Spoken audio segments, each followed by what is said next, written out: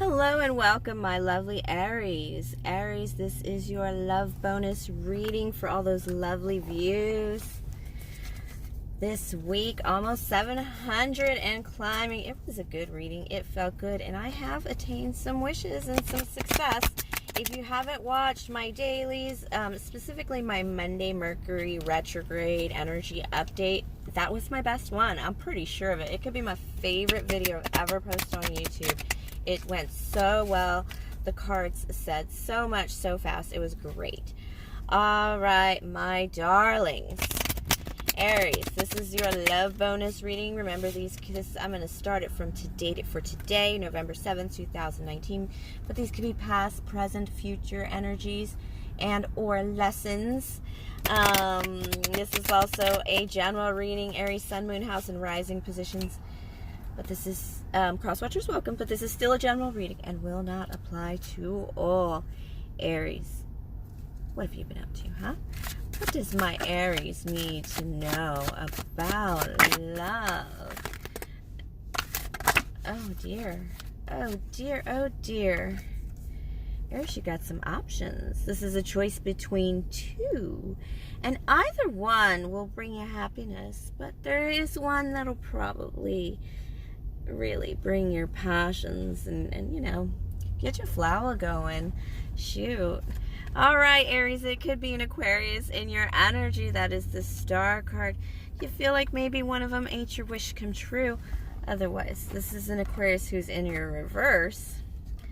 I also have, this is definitely the two.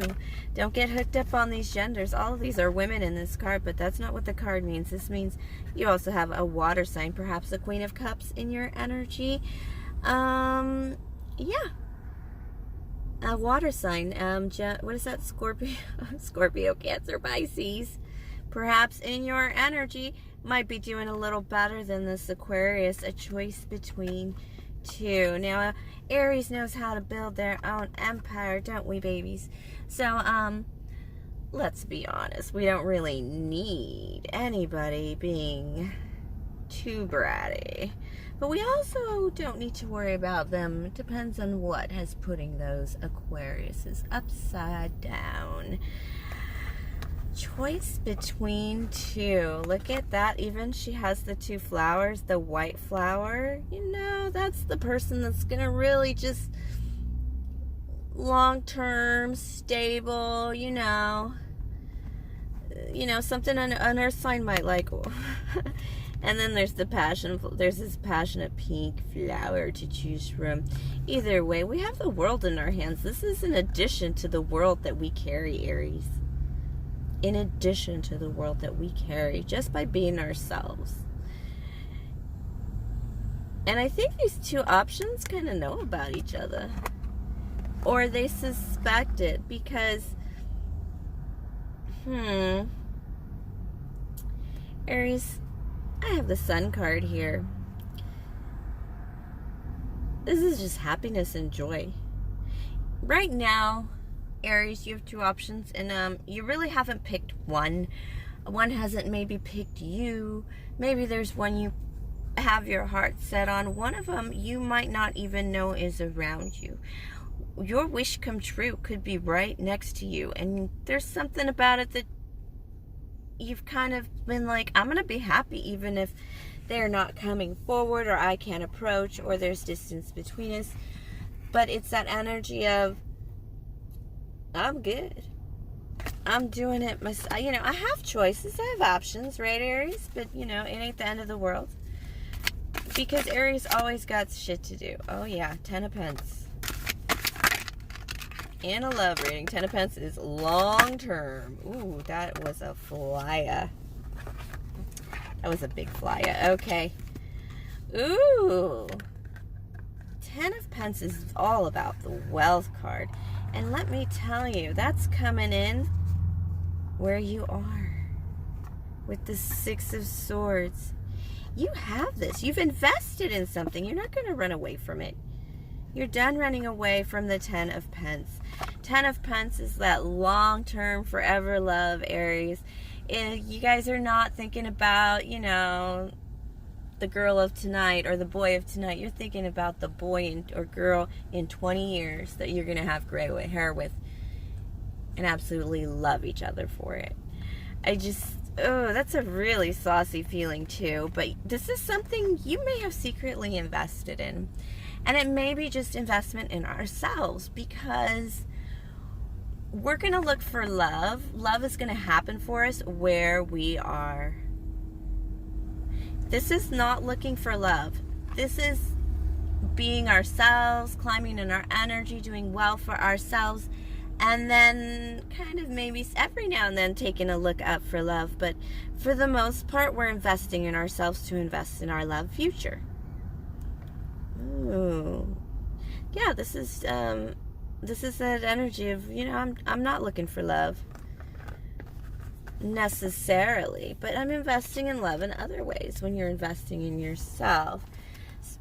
Let's see if we can pick up like the next suitor. I feel like even with options, even if those are non-specific options that I first pulled in that first few cards, with the it could also be a Leo for the sun. Spirit says it's Aries.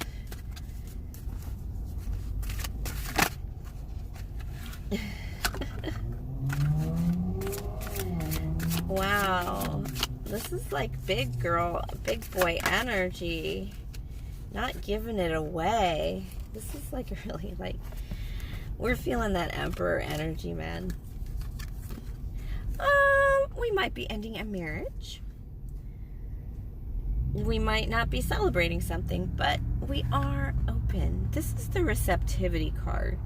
It's having that open mind card. Again, Aries, we're just not looking for love. We're not looking for marriage, but we're kind of just letting it be. We're not ending it. We're not closing any doors with the World card in reverse.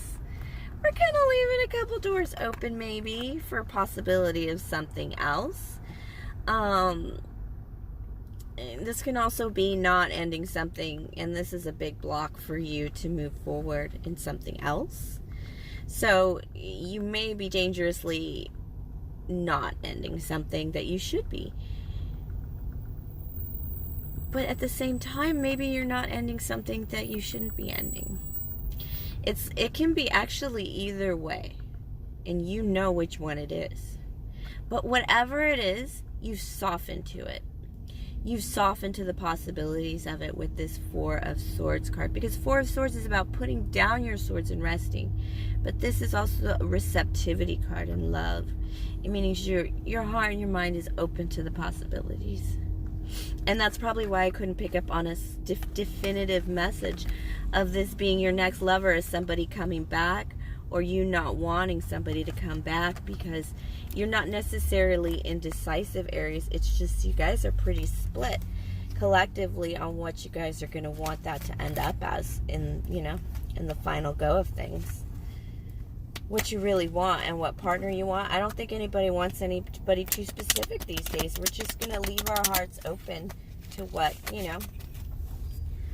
comes in. All right, this is advice from Spirit, the Fool card in reverse. There's no need to start love right now. This is actually the second time I'm doing this reading. I started this reading and then my car lights turned off. We're totally in daylight savings time in, it's 6:30 in the evening. It's been dark since like 5:30, 5:15 here. So, need the lights. But here we go, the Fool card in reverse. The Emperor card in reverse.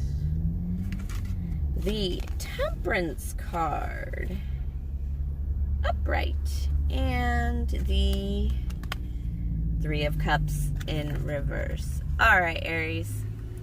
Aries, we got some social problems. No surprise there. Aries, we are ready for love, but we're not going to do it. We're ready for love in our hearts with this Temperance card. It could be a Sagittarius, but the Temperance card is also the two becoming one card, the not giving up card.